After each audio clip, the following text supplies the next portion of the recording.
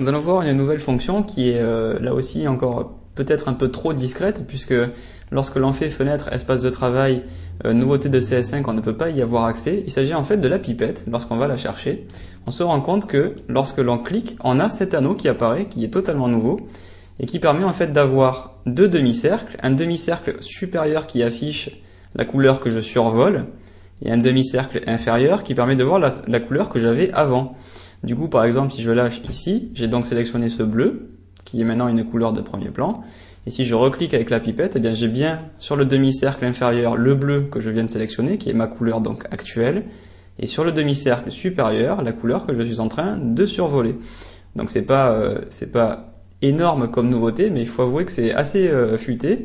En tout cas très pratique, j'avoue que j'y avais pas pensé. Et c'est vrai que des fois on se disait, je suis en train de survoler une couleur pour par exemple faire une retouche ou choisir une nouvelle couleur pour un texte ou faire un montage, et je me souviens plus ce que j'avais avant comme couleur. Ben là du coup on l'a toujours en tête et on peut comparer. Par exemple si on veut prendre un autre bleu, ici c'est plutôt pour ça que ça a été fait, vous pouvez comparer directement avec les deux demi-cercles. Par exemple je vais prendre un bleu un peu plus clair, hop, voilà, je sais quelle est la couleur que je vais prendre par rapport à la couleur que j'avais avant.